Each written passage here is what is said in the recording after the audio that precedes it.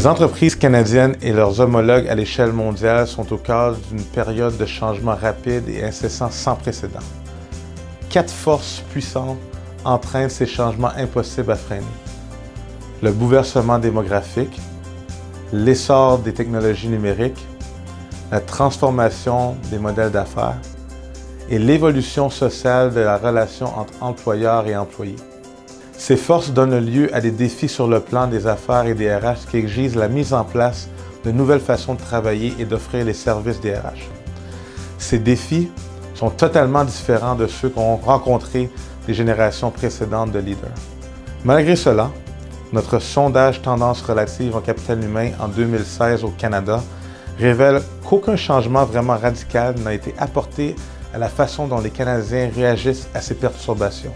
Les entreprises canadiennes se concentrent sur l'engagement et la culture.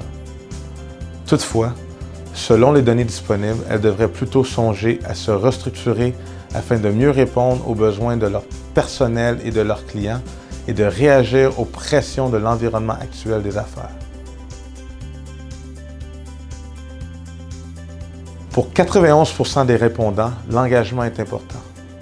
On définit l'engagement comme le sentiment des gens par rapport à la façon de faire les choses au sein de l'entreprise. Il s'agit du moteur de la réussite d'une entreprise et il peut également aider les leaders à prévoir les futurs problèmes liés au milieu du travail, à mieux comprendre leurs clients et à évaluer le soutien que les employés sont prêts à apporter en cas de changement. Pour réagir, les entreprises canadiennes doivent accroître la capacité de leur fonction RH à offrir aux employés une expérience alignée sur l'expérience client que l'entreprise souhaite offrir. 90% des entreprises canadiennes considèrent que la culture est importante.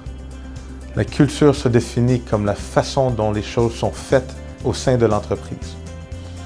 Elle joue un rôle crucial dans le façonnement des comportements, l'innovation et le service à la clientèle.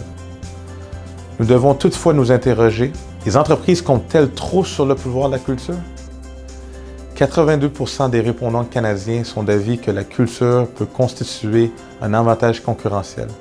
Sans contredit, la culture est un atout puissant pour toute organisation. Mais même la culture la plus intéressante ne peut régler les problèmes liés à l'engagement ou créer un nouveau groupe de leaders solides. 90% des répondants considèrent que le renforcement et la restructuration du leadership organisationnel constituent une priorité importante. Les Canadiens sont d'avis que les modèles de leadership traditionnels ne produisent pas assez de leaders rapidement pour combler la demande de l'entreprise et s'adapter au rythme des changements. L'accent mis sur le potentiel, l'appariement des rôles et des forces et la transformation du travail lui-même peut jouer un rôle majeur pour résoudre la question du leadership. Pour 89% des répondants, la conception organisationnelle est une priorité importante. De nombreuses entreprises canadiennes commencent à essayer de comprendre comment se structurer afin d'optimiser l'utilisation de leurs talents et des capacités de leurs gens et comment tirer parti des liens informels entre les fonctions cloisonnées. Les résultats révèlent également que sur le marché canadien, il semble que les entreprises ne sont pas encore prêtes à relever ces défis. Alors que faut-il faire? Les entreprises connaîtront le succès si elles s'adaptent aux demandes du nouvel effectif. Nous devons miser sur de nouvelles méthodes de travail et façons de soutenir la concurrence dans un marché de plus en plus compétitif. Pour y parvenir, les dirigeants de votre entreprise et de vos RH doivent dès maintenant unir leurs forces, comprendre la complexité organisationnelle et devenir excellents en gestion du changement transformationnel. Lisez notre rapport de 2016 pour savoir comment vous y prendre.